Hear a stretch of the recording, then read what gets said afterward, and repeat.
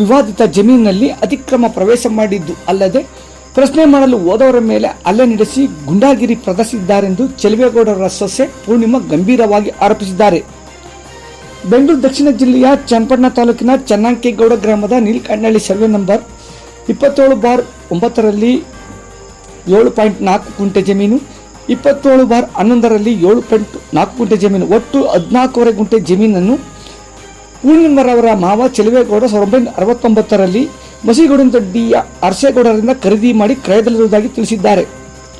ಅನುಭವದಲ್ಲಿದ್ದ ಜಮೀನನ್ನು ಅರಸೇಗೌಡರ ಮಕ್ಕಳು ಅಕ್ರಮವಾಗಿ ದಾಖಲೆ ಸೃಷ್ಟಿಸಿ ಚಂದ್ರಶೇಖರ್ ಎಂಬುವರಿಗೆ ಮಾರಾಟ ಮಾಡಿ ತದನಂತರ ಕೂಡೂರು ಪುಟ್ಟಸ್ವಾಮಿಗೌಡರವರಿಗೆ ಮಾರಾಟ ಮಾಡಿದರೆಂದು ಆರೋಪಿಸಿದ್ದಾರೆ.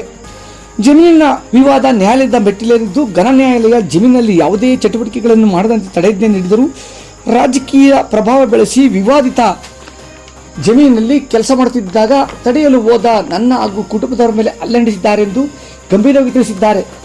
ಅಲ್ಲದೆ ರೆವಿನ್ಯೂ ಅಧಿಕಾರಿಗಳು ಹಾಗೂ ಪೊಲೀಸರನ್ನು ಬಳಸಿಕೊಂಡು ಅನ್ಯಾಯ ಎಸಗುತ್ತಿದ್ದಾರೆ. ಸಂಬಂಧಿಸಿದ ಆರೋಪಿಗಳ ಮೇಲೆ ದೂರು ದಾಖಲಿಸಲು ಹೋದರೂ ಪೊಲೀಸರು ಮೀನಾಮೇಷ ನಡೆಸುತ್ತಿದ್ದು ನ್ಯಾಯಕ್ಕಾಗಿ SP ರವರ ಮೊರೆ ಹೋಗುವುದಾಗಿ ತಮ್ಮ ಅಳನನ್ನು ಜಿಲ್ಲೆಯ ಜನರ ನಾಡಿಮಿಡಿತ ಸಂಗ್ರಾಮ ಟಿವಿ ಜೊತೆ ತಮ್ಮ ನೋವನ್ನು ತೋಡಿಕೊಂಡರು. ನಾವು ಚೆಲುವೇಗೌಡರು ಕುಟುಂಬದವರು, ಅವ್ರಿಗೆ ನಾನು ಸೊಸೆ ಆಗಬೇಕು. ಚನ್ನಂಕೇಗೌಡನ ದೊಡ್ಡಿ, ಚನ್ನಪಟ್ಟಣ ತಾಲೂಕು, ಕೂಡ್ಲೂರು ಕಸ್ಬಾ ನಮ್ಮದು. ಆಮೇಲೆ ಅಲ್ಲಿ ಈಗ ಅಕ್ರಮವಾಗಿ ನಮ್ಮದು 16 ಗುಂಟೆ ಜಮೀನಿತ್ತು. ಅಲ್ಲಿ ನಾವು 69ನೇ ಇಸ್ವಿ 1969ರಲ್ಲಿ ನಾವು ಜಮೀನು ತಗೊಂಡಿದ್ರು. ನಮ್ಮ ಮಾವನವರು ಚೆಲುವೇಗೌಡ ಚಿಕ್ಕಪೇಟೆಗೌಡರವರು. ಅವರು ಅಲ್ಲಿಂದ ನಾವೇ 69ನೇ ಇಸ್ವಿಯಿಂದನೂ ನಾವೇ ಸ್ವಾಧೀನದಲ್ಲಿದ್ದು ಕೂಡ ಯಾರೋ ಈಗ 3ನೇವರು ಬಂದು ಅವ್ರ ಮಕ್ಕಳುಗಳು ಅರಸೇಗೌಡ ತಿಮ್ಮೇಗೌಡ ಅನ್ನೋರು ನಮ್ಮ ಮಾವನವ್ರಿಗೆ ಮಾಡಿಕೊಟ್ಟಿದ್ರು ಜಮೀನಾಗ 69ರಲ್ಲಿ.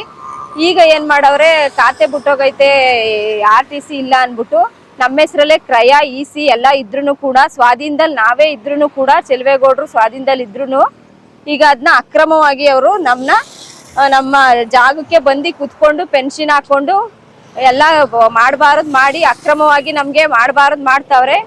ಅದರಿಂದ ಅದಕ್ಕೋಸ್ಕರ ಬೇರೆಯವ್ರಿಗೆ ಇಬ್ರಿಗೆ ಮಾರವ್ರೆ, ಅರಸೇಗೌಡ ತಿಮ್ಮೇಗೌಡರವರು, ನಮಗೆ ಗೊತ್ತಿಲ್ಲದೆ ಇದ್ದಂಗೆ. ಗೊತ್ತಾದ್ಮೇಲೆ ನಾವು ಕಾನೂನು ವಿರುದ್ಧವಾಗಿ ಕಾನೂನು ರೀತಿಲಿ ನಾವೇನೇನು ಮಾಡಬೇಕು ಎಲ್ಲ ಮಾಡಿ ಸ್ಟೇನ ತಂದಿದ್ರು ಕೂಡ ಯಾರು ಜಾಗಕ್ಕೆ ಹೋಗ್ಕೂಡ್ದು ಏನು ಮಾಡக்கூಡ್ದು ಅಂತ ಸ್ಟೇ ತಂದಿದ್ರು ಕೂಡ ಮತ್ತೆ ಅಕ್ರಮವಾಗಿ ಪ್ರವೇಶ ಮಾಡಿ ನಮ್ಮ ಜಮೀನಿಗೆ ನಮಗೆ ಕೊಡಬಾರ್ದು ಹಿಂಸೆ, ಕೇಳಕ್ಕೆ ಹೋದ್ರೆ ಕೊಡಬಾರ್ದು ಹಿಂಸೆ ಕೊಟ್ಟು ಒಡೆದು ಬಡ್ದು ನಮ್ಮ ಮಕ್ಕಳಿಗೆ, ನಮಗೆ, ನಮ್ಮ ಸಂಬಂಧಿಕರಿಗೆಲ್ಲ, ನಮ್ಮ ಅತ್ತೆಯವ್ರಿಗೆ, ನಮ್ಮ ಮನೆಯವ್ರಿಗೆ, ನಮಗೆ ಎಲ್ಲ ಅಲ್ಲೇ ಒಳ ಮಾಡಿ ಬೇಕಾದಂಗೆ ಮಾಡಬಾರದೆಲ್ಲ ಮಾಡ್ತಾವ್ರೆ. ಇದಕ್ಕೋಸ್ಕರ ನೀವು ನಮಗೆ ನ್ಯಾಯ ಒದಗಿಸ್ಕೊಡ್ಬೇಕು. ಏನಾರ ಮಾಡಿ ಸ್ಟೇ ತಂದಿದ್ದೀವಿ ನಾವು, ಆದ್ರೂ ಇದನ್ನೆಲ್ಲ ಈ ರೀತಿ ಎಲ್ಲ ಅಕ್ರಮವಾಗಿ ಮಾಡ್ತಾವೆ. ಯೋಗೇಶ್ವರ್ ಕಡೆಯವರು ಪುಟ್ಟಸ್ವಾಮಿ ಅಂದ್ಬಿಟ್ಟು ಅವನು ಯೋಗೇಶ್ವರ್ ಕಡೆಯವನಾಗಿರ್ತಾನೆ. ಎಲ್ಲೋದ್ರೂ ನಾಗೇಶ್ ಅಂದ್ಬಿಟ್ಟು, ಪುಟ್ಟಸ್ವಾಮಿ ಅಂದ್ಬಿಟ್ಟು, ಕೃಷ್ಣ ಅಂದ್ಬಿಟ್ಟು, ಯೋಗೇಶ್ವರ್ ಕಡೆಯವರು ಅಂದ್ಬಿಟ್ಟು ಎಲ್ಲ ರೀತಿಲ್ವೇ ಎಲ್ಲ ಇನ್ಫ್ಲೂಯೆನ್ಸ್ನು ಬಳಸಿ ಬಡವ್ರ ಮೇಲೆ ಅಕ್ರಮವಾಗಿ ದಂಧೆ ನಡೆಸ್ತಾವ್ರೆ. ಈ ಥರದ್ದು ಎಲ್ಲ ಕಡೆ ಒಡ್ಕೊಂಡಿದ್ದಾರೆ ಅಂತ ಸುದ್ದಿನೂ ಇದೆ. ಅದೇ ರೀತಿ ನಮ್ಮಲ್ಲೂ ಚನ್ನಂಕೇಗೌಡನ ದೊಡ್ಡಿ ಕೂಡ ಗ್ರಾಮದಲ್ಲೂ ಕೂಡ ಇದೇ ರೀತಿ ಮುಂದುವರ್ಸಕ್ಕೆ ನೋಡ್ತಾವ್ರೆ. ದಯವಿಟ್ಟು ಇದರಿಂದ ನಮಗೆ ಚೆಲುವೇಗೌಡರ ಕುಟುಂಬಕ್ಕೆ ನ್ಯಾಯ ಒದಗಿಸ್ಕೊಡ್ಬೇಕು. ದಯವಿಟ್ಟು ನೀವು ಈ ಅಕ್ರಮನ ಎಲ್ಲ ಕಡೆ ಹೇಳಿ ಮಾಡಿ ಸುದ್ದಿ ಮಾಡಿ. ಯೋಗೇಶ್ವರು ಒಳ್ಳೆ ರೀತಿಲಿ ಬಂದಿದ್ದಾನ ರಾಜಕೀಯ ಮಾಡೋಕ್ಕೆ, ಈ ಥರ ಎಲ್ಲ ರಾಜಕೀಯ ಮಾಡೋಕ್ಕೆ ಬಂದವನ ಅನ್ನೋದನ್ನ ನೀವು ಸಾಬೀತು ಮಾಡ್ಬೇಕು. ನಮಗೆ ಒಳ್ಳೆ ರೀತಿಲಿ ನಮಗೆ ನ್ಯಾಯ ಒದಗಿಸ್ಕೊಡ್ಬೇಕು ಅಂತ ನಿಮ್ಮ TVಲಿ ನಾವು ಕೇಳ್ಕೊತಾ ಇದ್ದೀವಿ. ಎಲ್ಲ ರೀತಿಲೂ ನಮ್ಮ ಹತ್ರ ಡಾಕ್ಯುಮೆಂಟ್ ಇದ್ರೂ ಕೂಡ ಈ ಥರ ಮಾಡಬಾರದು ಮಾಡ್ತಾವ್ರೆ. ದಯವಿಟ್ಟು ಇದಕ್ಕೆ ನ್ಯಾಯ ಒದಗಿಸ್ಕೊಡಿ. ಪುಟ್ಟಸ್ವಾಮಿ ಅವರಿಂದ ಇದೆಲ್ಲ ನಡೀತಾ ಇರೋದು. ಈ ಪುಟ್ಟಸ್ವಾಮಿ ಅವರು ನಮಗೆ ಕೈ ಕಾಲ್ಗೆಲ್ಲ ಹೆಣ್ಮಕ್ಳು ಅಂತಾನು ನೋಡ್ದೇನೆ ನಮ್ಮ ನಾದ್ನೀರ್ನ, ನಮ್ಮ ಅತ್ತೆಯವ್ರನ್ನ, ನಮ್ಮನ್ನ ಎಲ್ರನ್ನೂ ತಳ್ಳಿ ನೂಕಿ ನಮ್ಮ ಹುಡುಗನ್ನು ಕೂಡ ಒಡೆದಿ, ಶಿವಪ್ರಸಾದ್ ಅಂತ ಅವನು ಒಡೆದಿ ಕೂಡ ಹಲ್ಲೆ ಮಾಡಿರ್ತಾರೆ. ಕಂಪ್ಲೇಂಟ್ ಕೊಡಕ್ಕೆ ಬಂದರೆ ನಾವು ಆಮೇಲೆ ತಗೋತೀವಿ ಇಮೇಲೆ ತಗೋತೀವಿ ಅಂತಾರೆ ಕಂಪ್ಲೇಂಟ್ನು. ಬಡವ್ರಿಗೆ ಹಂಗಾರೆ ಕಾನೂನೇ ಇಲ್ವೇ, ಬಡವ್ರಿಗೆ ರಕ್ಷಣೆನೇ ಇಲ್ವೇ? ಎಲ್ಲ ರೀತಿಲಿ ನೀವು ನ್ಯಾಯ ಒದಗಿಸ್ಕೊಡ್ಬೇಕು ನಮಗೆ.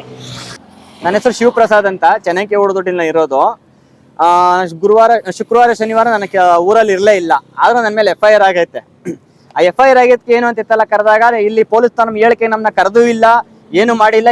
ಹೆಂಗೆ FIR ಮಾಡೋದು ನಮ್ಗೆ ಗೊತ್ತೇ ಇಲ್ಲ. ಆ ಸ್ಪಾಟಲ್ಲಿ ನಾನು ಇರಲೇ ಇಲ್ಲ. ಆಮೇಲೆ ನನಗೆ ಇವತ್ತು ಬೆಳಗ್ಗೆ ನಾನು ಏನು ಮಾಡಿದೆ, ಇವತ್ತಿನ ಬೆಳಗ್ಗೆ ಕೆಲಸ ಕೊಡೋ ಟೈಮಲ್ಲಿ ಕೆಲಸ ನಮ್ಮ ಮಾವಾರ ಜಮೀನ್ ಹತ್ರ ಹಿಂಗೆಲ್ಲ ಕೇಸಾಗಿ ಜಮೀನ್ ಹತ್ರ ಕೆಲಸ ನಡೀತಾ ಇತ್ತು.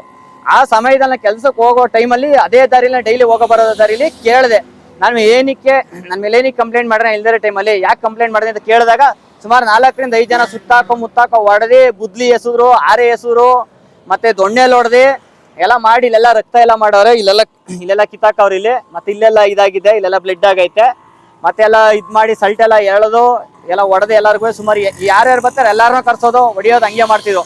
ಆಮೇಲೆ ಮತ್ತೆ ಎಲ್ಲೇ ಹೋದ್ರು ಎಲ್ಲೇ ಬಂದ್ರು ಪ್ರಾಣ ಬೆದರಿಕೆ ಕೊಟ್ಟವ್ರೆ.